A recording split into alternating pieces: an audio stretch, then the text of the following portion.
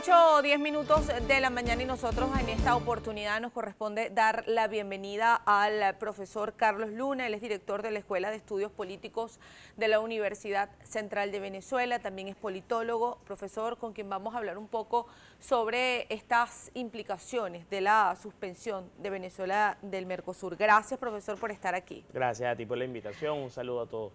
Profesor, para entender un poco este tema, ya se había adelantado una suspensión de Venezuela del Mercosur en diciembre del año 2016. Pues unos meses después se genera otra medida. ¿Cuál es la diferencia, para entender un poco, y por supuesto para apoyar a nuestros televidentes, cuál es la diferencia entre la suspensión que hubo o la decisión que se toma en este bloque en diciembre de 2016 con lo que se toma hace unos días? Bueno, muy sencillamente, muy concretamente, hay que decir que la suspensión anterior era precisamente de índole económico-comercial.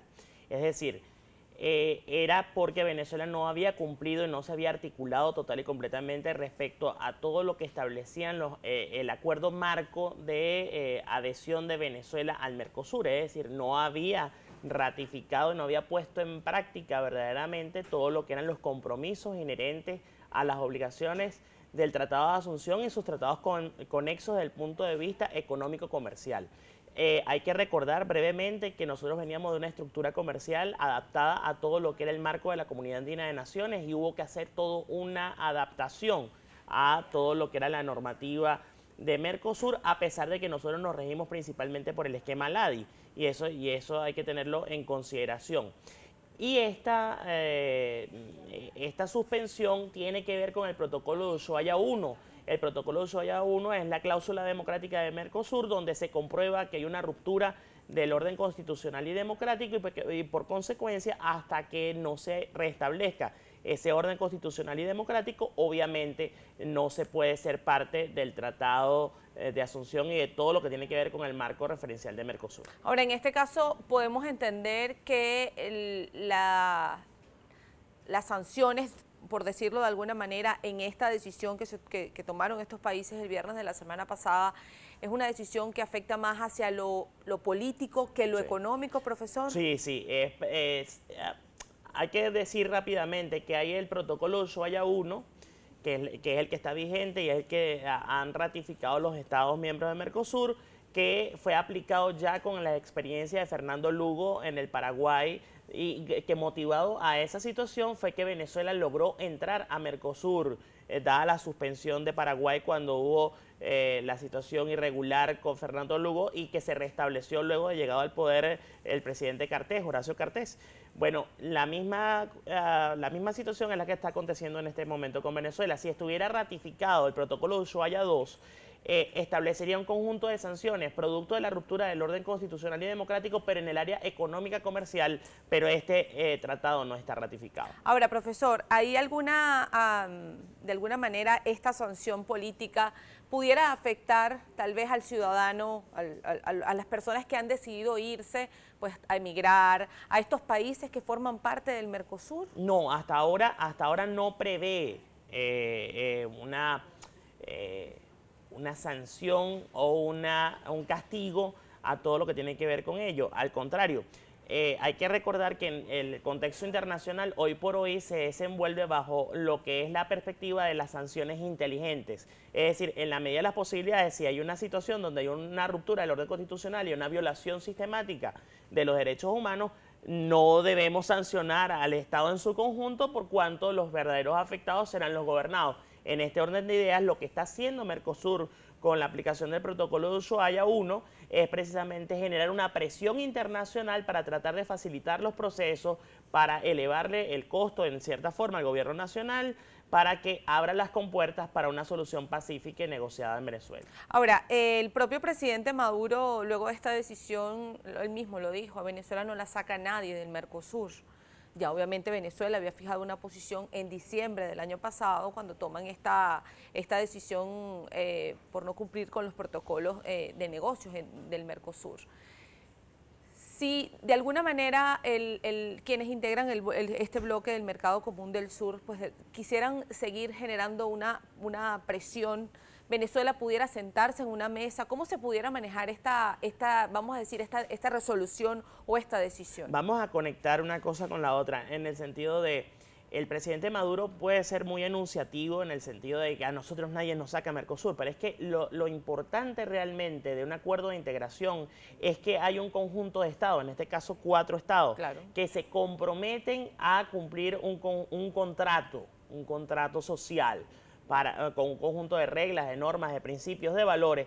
Y precisamente lo que conviene al grupo en su conjunto es que todos cumplan por igual con las normas. Ahora, Venezuela se portó como el vecino incómodo, como el que rompía las reglas, y por esa razón lo ponen a un lado, lo suspenden, no lo expulsan, lo suspenden. Esa es la diferencia. Hay que establecer esa diferencia, porque si se restituye la situación y se verifica que hay un cambio sustancial en el hecho de la situación jurídica, entonces se puede reincorporar. Ahora, ¿cuál es la verdadera aplicación de todo esto? Viene con la reunión de cancilleres. Yo creo que la reunión de cancilleres del día de hoy va orientado a generar una acción conjunta de los estados en la región, para de esa manera quizá ponerse de acuerdo sobre la constitución de un grupo de amigos, de un grupo de contacto que verdaderamente pueda aterrizar y motorizar un conjunto de conversaciones, de un acompañamiento racional que trate de, mediante los mecanismos de solución pacífica de los conflictos, abrir los cauces para que en Venezuela pueda haber una solución negociada, una situación pacífica, porque ya el problema venezolano, si lo vemos con lo que pasa en Colombia, con lo que pasa en los estados fronterizos, se está constituyendo en un problema de seguridad y en un problema de estabilidad de la región desde el punto de vista social, desde el punto de vista económico. Ahora, profesor, se espera que el día de hoy estos países que asistirán a la reunión en Lima, pues emitan un comunicado, Sí. Tal vez un comunicado de exhorto o un comunicado pues de un llamado a atención al gobierno de Venezuela, pero insistimos y lo hablábamos la semana pasada con otro entrevistado que tuvimos, Venezuela sigue siendo un país soberano. Claro, Venezuela sigue siendo un país soberano, sin embargo, no podemos descartar que hoy nos encontramos en una situación de globalización y la situación de globalización prevé una interdependencia compleja. Es decir, ya las fronteras no son barreras inexpugnables, castillos infranqueables que no se pueden cruzar.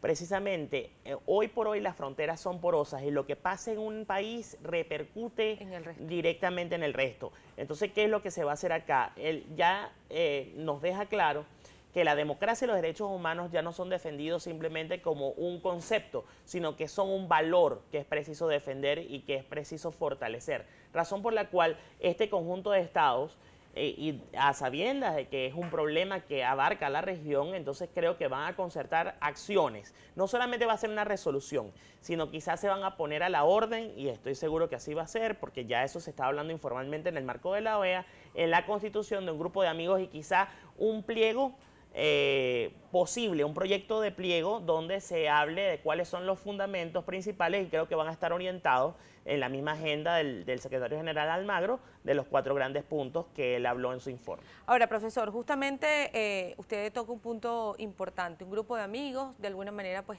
desea ponerse de acuerdo, ofrecer una ayuda para pues solventar un poco la situación. Sin embargo, pues el gobierno de Venezuela va hacia adelante con la aplicación, la conformación y el cumplimiento de la Asamblea Nacional Constituyente, tal y como fue anunciado, pues hubo una participación en un proceso de votación. Ya con esta reunión del día de hoy, que se emita un comunicado, que haya un llamado, se espera, y aquí lo estoy leyendo, que en la tercera semana del mes de septiembre en la ciudad de Nueva York, pues haya otra reunión en el marco de la Asamblea General de las Naciones Unidas sobre el caso Venezuela. Entre reuniones y reuniones, pues el tema Venezuela avanzaría, el tema del cumplimiento de la pues tan criticada Asamblea Nacional Constituyente, no solamente a lo interno, sino pues fuera de nuestras fronteras, pudiera continuar avanzando. Sí. Esto debería tener, digo yo, pues un punto y aparte, un punto de respiro para toda la situación política. ¿Cuál pudiera ser su lectura? ¿Cuántos meses más, si vamos avanzando, enfocándonos en un contexto como el que estamos actualmente? Siendo totalmente realista, te tengo que decir 2 cosas. Primero, los tiempos de la diplomacia no son los tiempos de la política doméstica, ni son los tiempos de las ansias y de la angustia de los pueblos. Eso es lo primero que tenemos que decir. Muchas veces la diplomacia, desgraciadamente, llega a recoger los platos de lo que ha sido el desastre que han dejado los gobernantes a lo interno. En ese orden de ideas tengo que decir que no se puede sobredimensionar lo que puede hacer la sociedad internacional respecto al caso venezolano. Los países, en respeto de los conceptos de soberanía, autodeterminación de los pueblos y la no intervención, lo que tratan es de presionar para que haya un proceso de apertura de canales de comunicación a lo interno, pero nosotros no podemos pretender en Venezuela que va a venir Superman, que va a venir Batman o que va a venir Spiderman a hacernos la tarea desde afuera. Tenemos que ser los venezolanos, las fuerzas vivas de la política venezolana. Estoy hablando de gobierno, estoy hablando de alternativa democrática, estoy hablando de sociedad civil, quienes en un gran acuerdo nacional, porque esto se requiere un acuerdo nacional, nos pongamos de acuerdo sobre qué cosas, sobre un acuerdo mínimo común por lo menos, sobre qué cosas vamos a hacer y abrir los cauces, y no hay mejor forma de solucionar los problemas en democracia que con votos y no con balas. Rapidito porque se nos va el tiempo en 10 segundos, profesor. En esta